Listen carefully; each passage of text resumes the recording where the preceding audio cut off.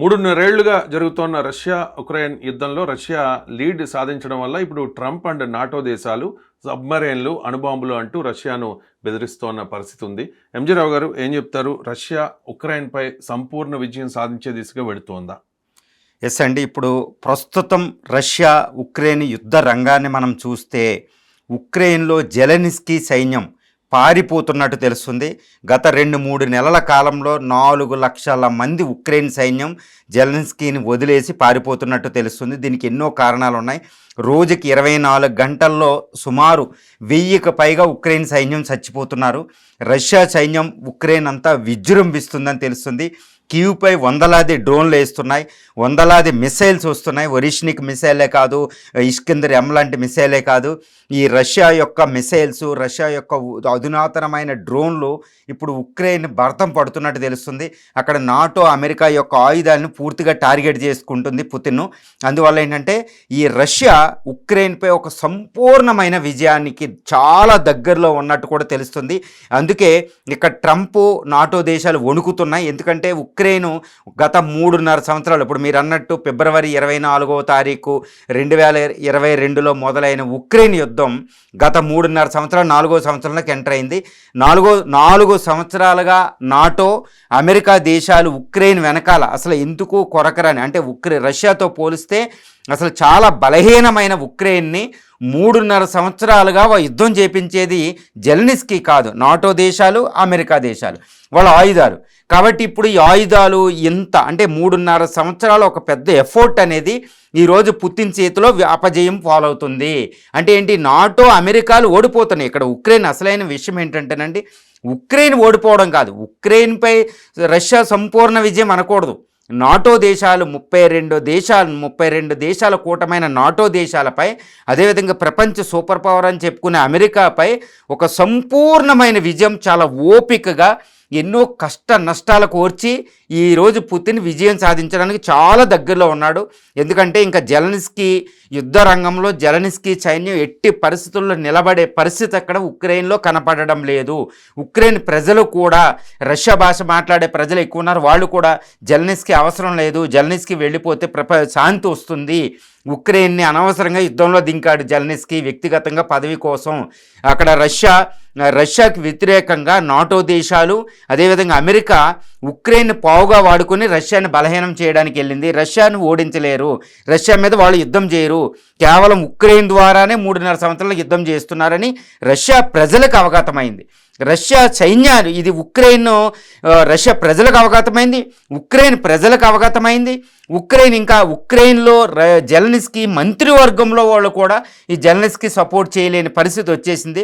ఇంకా ఎక్కువ నాటో దేశాలు కానీ అమెరికా కానీ ఎక్కువ ఆయుధాలు పంపిస్తే ఇక పుతిన్ కూడా ఎక్కడికి వెళ్తాడో తెలియదు. కాబట్టి ఈ ఉక్రెయిన్ అనేది స్లోగా ఎన్నో జిల్లాలు, మంచి విలేజ్లు, అదేవిధంగా లుహాన్స్క్ అని, తర్వాత ఈ డొనెట్స్ అని, ఇలాంటి క్రిమియా కంప్లీట్గా రష్యా ఆధీనంలోకి వెళ్ళిపోయినాయి. ఇంకా రష్యా అనేది ఈ ఉక్రెయిన్ మీద సంపూర్ణమైన విజయం అనేది కొన్ని రోజులు, కొన్ని వారాలు, కొన్ని నెలలండి. ఇక్కడ ఇంకోటి ఏంటంటే, వింటర్ అనేది రష్యాకి ఎప్పుడు వరం. రష్యన్ వింటర్ అనేది, శీతాకాలం అనేది ప్రపంచంలో ఏ శత్రువు కూడా రష్యా మీద గెలవలేడు. 2వ ప్రపంచ యుద్ధం జరిగినప్పుడు హిట్లరు రష్యా మీద ఓడిపోయింది, లెనిన్గ్రాడ్ ముట్టడి ఓన్లీ వింటర్లోనే. ఎందుకంటే ఆ వింటర్ చాలా ప్రమాదభరితంగా ఉంటుందన్నమాట.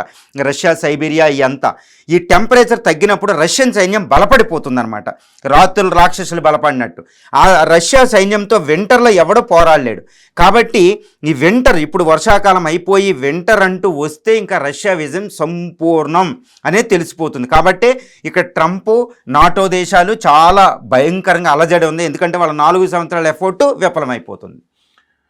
రష్యాకు ట్రంప్ 10 డేస్ డెడ్ లైన్ ఇచ్చారు. అది ఆగస్టు 8తో ముగుస్తుంది. ఒకవేళ ట్రంప్ చెప్పినట్టు పుతిన్ వినకపోతే, ఉక్రెయిన్తో యుద్ధం ఆపకపోతే అమెరికా రష్యా మీద దాడి చేసే అవకాశం ఏదైనా ఉందా? ఎస్ అండి. ఇప్పుడు ట్రంప్ ఫస్ట్ ఒక 50 రోజులు డెడ్ లైన్ ఇచ్చాడు. తర్వాత ఈ మధ్యలోనే రష్యా విజయ అవకాశాలు అక్కడ ఎక్కువ పుష్కలం అయిపోతుంటే 50 రోజులు ఎక్కడ యుద్ధం ముగించేస్తాడని భయపడి ట్రంప్ 10 రోజులకి తగ్గించాడు. అది జూలై 16 డెడ్ లైన్ 10 రోజులు తగ్గిస్తే ఇది ఆగస్టు 8వ తారీఖుకి రష్యాకి పుతిన్కి ఈ ట్రంప్ ఇచ్చిన డెడ్ లైన్ ముగుస్తుంది. అంటే ఆగస్టు 8. ఈ ఆగస్టు 8 లోపు యుద్ధం ముగిసే అవకాశం లేదు, రష్యాకి సంపూర్ణమైన విజయం వచ్చే అవకాశాలు ఉన్నాయి. అంటే ఆ డెడ్ లైన్ తర్వాత ఇప్పుడు ట్రంప్ నాటో దేశాలు ఏం చేస్తాయి? ట్రంప్ ఒకటే కదా, నాటో దేశాలు కూడా వెనకాల ఉన్నాయి, 32 దేశాలు నాటో కూటమి. మరి ఏం చేస్తారు అంటే ట్రంప్ ఏం చేస్తున్నాడు, దిమిత్రి మెద్వదేవ్ ఏదో డెడ్లీ హెడ్లైన్, ఇప్పుడు డెడ్ హ్యాండ్ ఉంది అని బెదిరించినప్పుడు అమెరికా తన Ohio or Columbia class 2 nuclear submarine Russia దగ్గరికి పంపింది. అంటే 8వ తారీఖు డెడ్ లైన్ ముగిస్తే రష్యా యుద్ధం ఆపే పరిస్థితి ఇక్కడ కనపడడం లేదు. కాబట్టి పుతిన్ని బెదిరించడానికి న్యూక్లియర్ సబ్మెరైన్ని అమెరికా ప్రయోగించింది. మరి పుతిన్ లొంగుతాడా అనేది ఒకటి. తర్వాత నాటో దేశాలు కూడా ఈ పుతిన్ మీద మేము యుద్ధం ప్రకటిస్తాం 8 నువ్వు ఆపకపోతే అన్నట్టు అవి కూడా యుద్ధ రంగంలో చాలా ఇప్పుడు రష్యా నాటో దేశాలు రష్యా బోర్డర్లోకి వాళ్ళు ఎంతో సైన్యాన్ని పంపారని తెలుస్తుంది. అదేవిధంగా అమెరికా కూడా తన యొక్క హైడ్రోజన్ బాంబులు న్యూక్లియర్ బాంబుల్ని బ్రిటన్కి అదేవిధంగా పోలాండ్ లాంటి ఈ నాటో దేశాలకు తరలిస్తుంది. అది బయట పడిపోయింది. అక్కడ బ్రిటన్లో లేకెన్ హీత్ దగ్గరికి తన అణుబాంబులు పంపింది, అది బయటకు వచ్చింది. వెంటనే పుతిన్ కూడా జులై స్టామ్ అని ఒక అతిపెద్ద సైనిక విన్యాసం చేశారు. మొత్తం అట్లాంటిక్ మహాసముద్రం, ఆర్కిటిక్ మహాసముద్రం, పసిఫిక్ మహాసముద్రాన్ని 150 షిప్పులు 120 ఎయిర్ క్రాఫ్ట్లు పంపారు ఆయన. అంటే నేను కూడా యుద్ధానికి రెడీ అన్నట్టు ఇటు పుతిన్ పంపారు. మరి ట్రంప్ ఎందుకు ఎంత ధైర్యం చేస్తున్నాడు అనేది ఇక్కడ క్వశ్చన్. ఇప్పుడు పుతిన్ ఎట్టి పరిస్థితుల్లో ఉక్రెయిన్ మీద దాడి ఆపాలి, ఉక్రెయిన్ మీద యుద్ధం ఆపేటట్టు ప్రెజర్ చేయడానికి. మరి అది పుతిన్ అనేది చాలా ప్రపంచంలో మిలిటరీ పవర్ రష్యా. మరి అమెరికా బెదిరిస్తే నాటో బెదిరిస్తే పుతిన్ బెదురుతాడా లేదనేది ఒక పెద్ద ప్రశ్న అనమాట. కానీ ఇక్కడ ఒక విషయం మర్చిపోకూడదు, అసలు పుతిన్ ఎందుకు యుద్ధం చేస్తున్నాడు, ట్రంప్ ఎందుకు యుద్ధానికి ఇన్వాల్వ్ అయ్యాడు నాటో దేశాలంటే ఇక్కడ ఒకటేనండి. ఇప్పుడు ఉక్రెయిన్లో మినరల్ వెల్త్ $29 ట్రిలియన్ అంటే అమెరికా ఆర్థిక వ్యవస్థ అంత విలువైన ఖనిజ సంపద ఉక్రెయిన్లో ఉంది. ఉక్రెయిన్లో భూమి ఏంటంటే బ్రెడ్ బాస్కెట్ అంటారు. ఈ డొనెట్స్ ఈ రీజన్ ఏంటంటే చాలా మంచి బ్లాక్ సాయిల్ నల్ల మట్టితోటి ఉండి ఈ బ్లాక్ సీ పైన ప్రపంచానికి బ్రెడ్ బాస్కెట్ అంటారు. ఎక్కువ గోధుమలు ఉత్పత్తి అయ్యేది, ఎక్కువ మినరల్, ఇప్పుడు రేర్ ఎర్త్ మినరల్స్ అని $29 ట్రిలియన్. అంటే ఉక్రెయిన్ అనేది ఏంటంటే ఉక్రెయిన్ ఖనిజాలు, ఉక్రెయిన్ బ్రెడ్ బాస్కెట్ వీటి పండే ప్రాంతం నాటో దేశాల ఆధీనంలోకి వెళ్ళాలి, అది వాళ్ళ లక్ష్యం. ఉక్రెయిన్ అనేది రష్యా నుంచి బయటకు తీసేసుకుని నాటో దేశాల కూటమిలోకి వెళ్ళిందంటే ఇంకా రష్యా ఓటమి చెందినట్టే. ఎందుకంటే ఉక్రెయిన్ అనేది చేతిలోకి వెళ్తే రష్యాను ఆక్యుపై చేసుకోవడం ఈజీ అవుతుందన్నమాట. కాబట్టి ఇది వాళ్ళ లక్ష్యం. కానీ పుతిన్కి ఇది ప్రాణ సంకటం. పుతిన్ తన 25 సంవత్సరాలుగా అధ్యక్షుడిగా పనిచేస్తున్నాడు. పూర్వ వైభవం తేవాలి.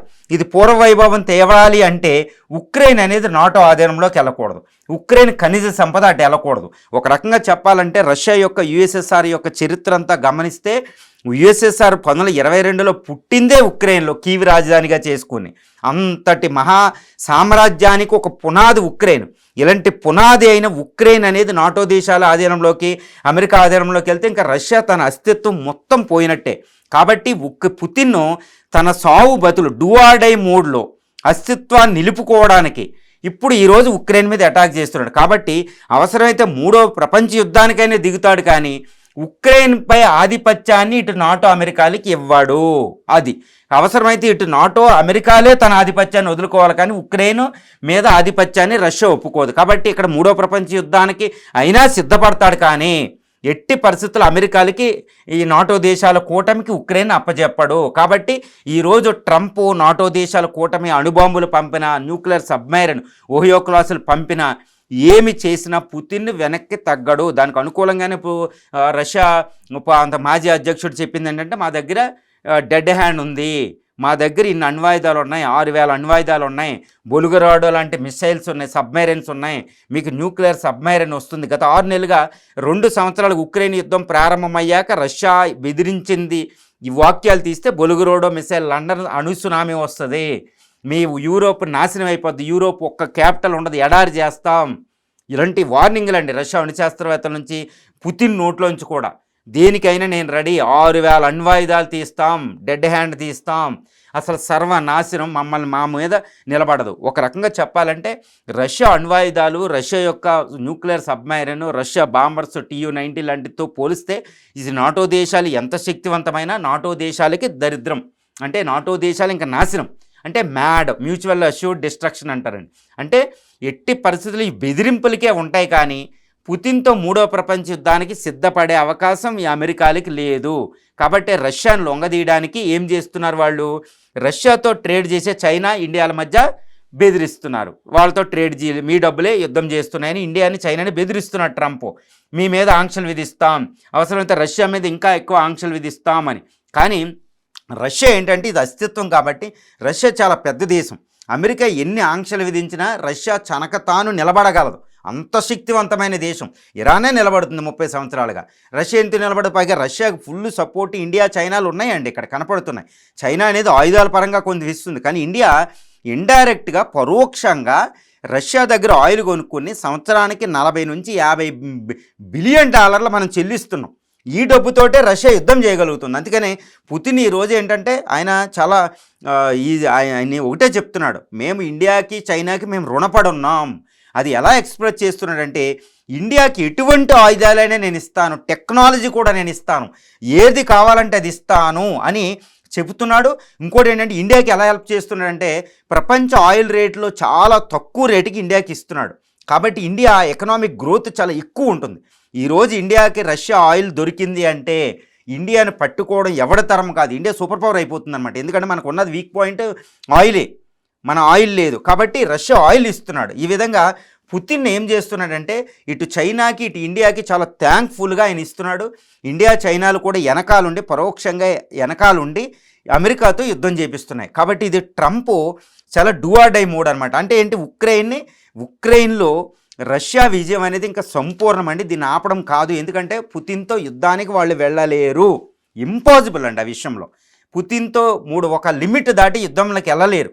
కాబట్టి ఇటు చైనా, ఇండియాల సపోర్ట్ కూడా ఉన్నాయి, బ్రిక్స్ దేశాల సపోర్ట్ ఉన్నాయి, ఎన్నో దేశాలు రష్యాకి ఇండైరెక్ట్గా సపోర్ట్ చేస్తున్నాయి. కాబట్టి ఈరోజు ఉక్రెయిన్ యుద్ధ రంగంలో సంపూర్ణమైన విజయానికి, అంటే వెంటనే అవ్వకపోవచ్చు, 1-2 నెలల్లో సంపూర్ణమైన విజయం. జెలెన్స్కీ పదవిచ్యుతుడు అవడం ఖాయం. అక్కడ సైన్యం కూడా ఇంక ఎట్టి పరిస్థితుల్లో కథన రంగంలో రష్యా వైపు నిలబడలేని పరిస్థితి వచ్చేసింది. వాళ్ళు పారిపోతున్నారు, డిజర్టేషన్ అంటారు. దానికి ఒక ఎగ్జాంపుల్ ఏంటంటే, గత 3 నెలల్లో 1,00,000 కేసులు, పారిపోయిన కేసులు, అంటే ఆర్మీ నుంచి పారిపోయిన కేసులు రిజిస్టర్ అయినాయి అని మనకు వార్తలు వస్తున్నాయి. అంటే ఉక్రెయిన్ సైన్యం ఇంకా వదిలేస్తుంది, ఫ్రంట్ లైన్ వదిలేస్తుంది, అంటే రష్యా వెళ్ళిపోతుంది, భూభాగం కూడా తన ఆధీనంలోకి వెళ్ళిపోతుంది. జెలెన్స్కీ మరణం ఒకటే ఉంది. కాబట్టి ఇంకా అందుకే ట్రంప్కి రష్యా ఇంకా ఉక్రెయిన్ యుద్ధంలో నిలబడలేకపోతుందని తెలిసే బెదిరింపులకు డైరెక్ట్గా లొంగుతుండడానికి కూడా మనకి ఇక్కడ అవగతం అవుతుంది. రైట్.